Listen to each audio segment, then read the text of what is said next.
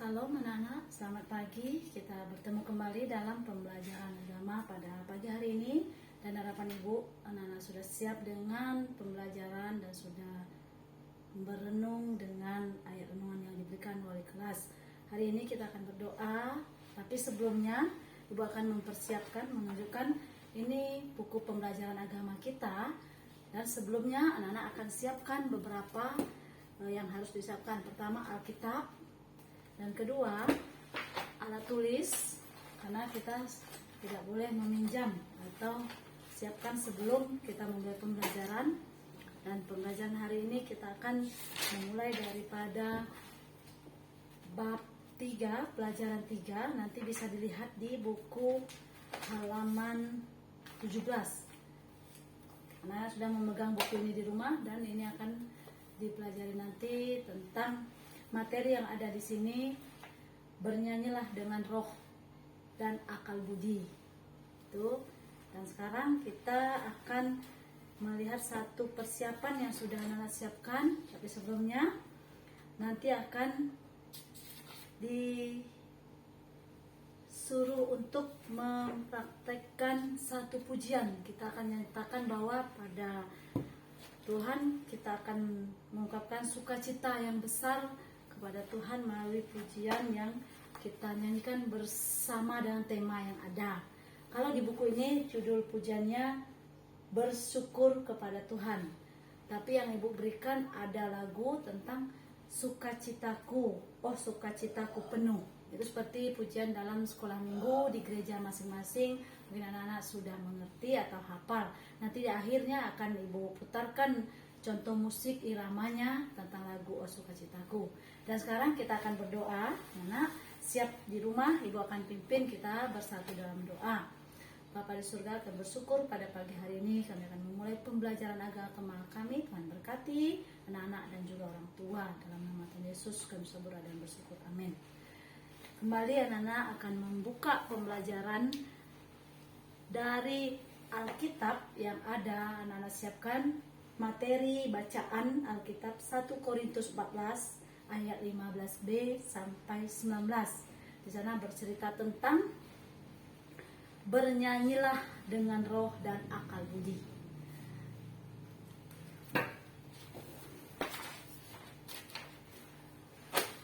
Dalam halaman 17 ini dilihat nanti.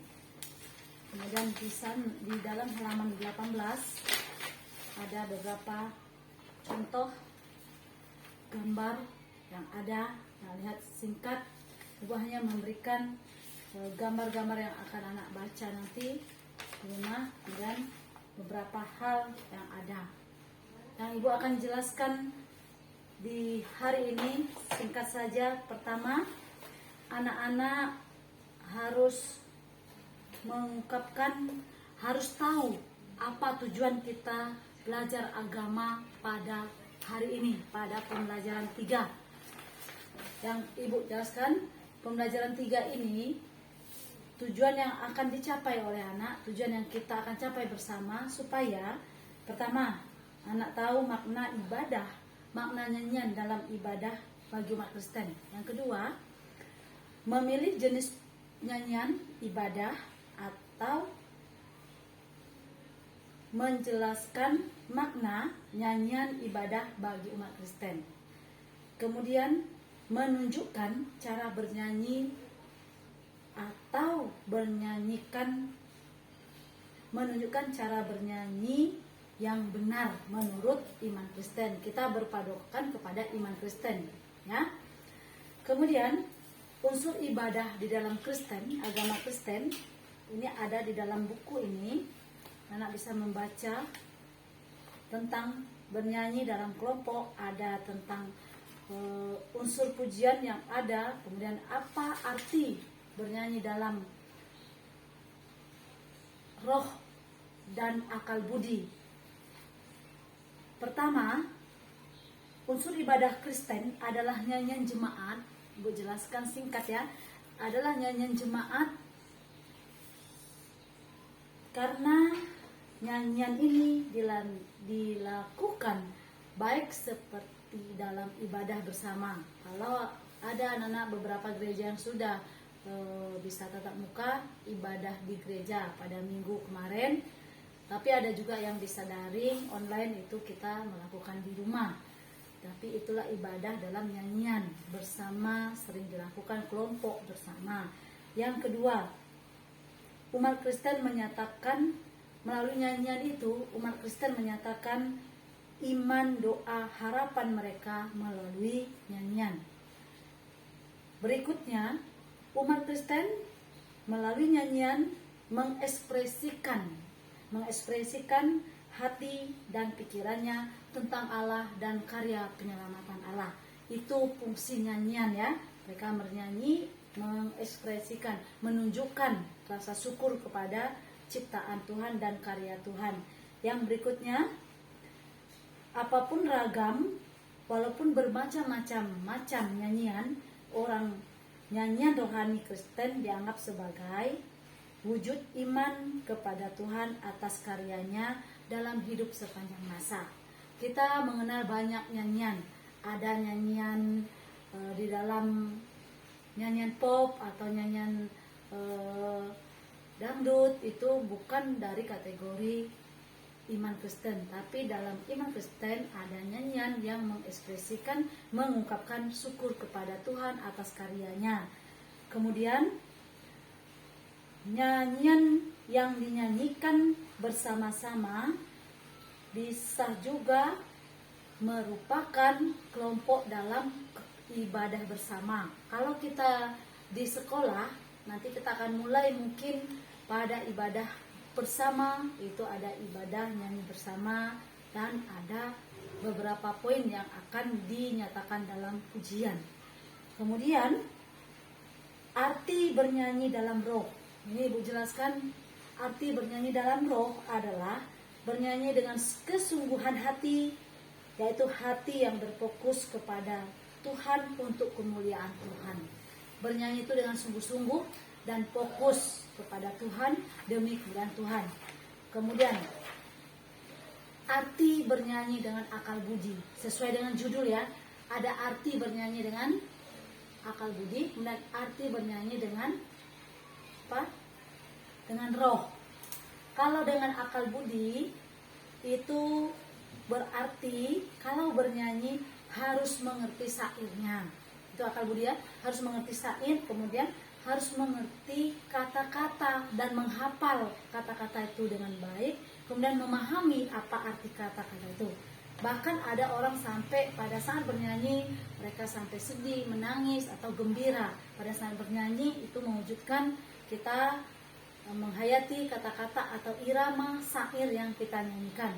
Dalam ibadah misal ada tentang nyanyian persembahan atau nyanyian syukur, kemudian ada nyanyian pengampunan dosa atau pengakuan dosa. Ada macam-macam jenis dalam ibadah, dalam nyanyian. Berikutnya, nyanyian berakarkan dalam ibadah Kristen pada kebiasaan orang Yahudi. Ini yang mengatur nyanyian ini adalah suku Lewi. Ada orang-orang tertentu pada masa orang suku Yahudi pada masa perjanjian lama. Anak-anak bisa melihat dari 1 Tawarikh 23 ayat 5 dibaca tentang pengaturan dalam ibadah menurut perjanjian lama, siapa yang berhak, siapa yang punya tugas untuk mengatur. Yang berikutnya di dalam perjanjian baru PB itu udah ada contoh tentang nyanyian Maria. Nyanyian Maria, puji-pujian syukur atas kuasa Tuhan, kebesaran Tuhan. Poin berikut, 3 macam nyanyian di dalam iman Kristen. Yang pertama, Mazmur. Yang kedua, kidung pujian. Ketiga, nyanyian rohani. Apa yang dimaksud dengan Mazmur? Mazmur ini berisikan lagu yang diambil dari kitab Mazmur dan dinyanyikan, yang biasanya dinyanyikan dalam ibadah Yahudi. Ini arti dari nyanyian Mazmur. Yang kedua, kidung pujian. Yang kedua, berisikan syair-syair lagu yang mengungkapkan tentang ajaran dan pengakuan iman. Ini penjelasan dari kidung pujian, nyanyian yang berarti kidung pujian. Contohnya bisa dibaca dari Kolose 3 ayat 16, 2 Timotius 2 ayat 11 sampai 13. Kemudian penjelasan ketiga tentang nyanyian rohani. Nyanyian rohani ini yang sering kita temui dalam ibadah-ibadah baik di gereja maupun di kelompok PA ataupun di kelompok-kelompok lain di dalam lingkungan tempat anak-anak tinggal ataupun di lingkungan kelompok belajar bersama. Contoh, nyanyian rohani berisikan syair lagu pendek yang merupakan ungkapan hati yang khas, ungkapan hati yang khusus, maksudnya yang khusus dan yang khas. Contohnya, karena dia pendek tadi, haleluya, mengucapkan haleluya, kemudian amin atau glory, itu adalah nyanyian rohani. Berikutnya anak-anak akan membaca Alkitab ini dari ayat bacaan kita, dari 1 Korintus 14 ayat 15b sampai 19. Silakan baca nanti, dipahami apa yang ada dalam kitab ini. Kemudian bisa anak-anak kembali memberikan ajakan kepada teman-teman sekitar atau kepada keluarga tentang mari kita bernyanyi memuji Tuhan. Bagaimana itu adalah hal ibadah juga dalam bernyanyi kepada Tuhan.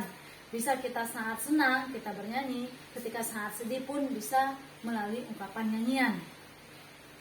Berikut anak memberikan contoh bagi saudara atau adiknya atau keluarganya. Bagaimana contoh pujian yang baik, bernyanyi dengan baik, berarti melalui satu, bisa tulis seperti ajakan mari memuji Tuhan atau pujilah Tuhan selalu dengan sukacita. Bisa melalui seperti stiker. Kemudian ini untuk uji kompetensi. Ibu akan memberikan uji kompetensi di buku halaman 20. Uji kompetensi ini di bagian C. Di bagian C ini memahami nyanyian jemaat dalam ibadah Kristen. Ini uji kompetensi dan tugas yang akan Ibu berikan untuk minggu depan. Pertama, apa saja jenis nyanyian jemaat dalam ibadah Kristen yang kamu ketahui? Yang kedua, seperti apakah bentuk kata-kata dalam nyanyian ibadah Kristen yang kamu ketahui? Yang ketiga, apa yang harus diperhatikan dalam sebuah nyanyian?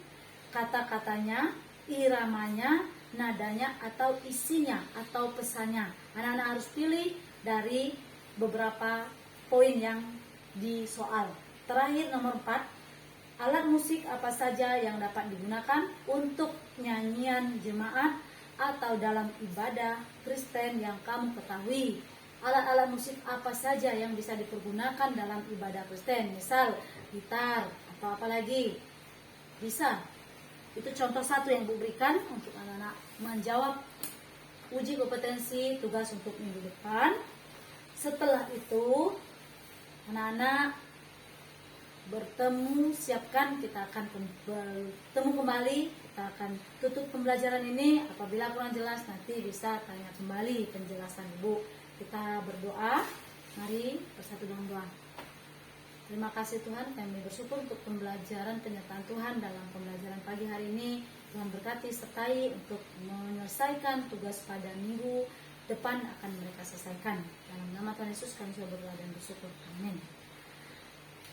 Anak-anak akhiri, kita akan serahkan sampai bertemu pada materi berikutnya.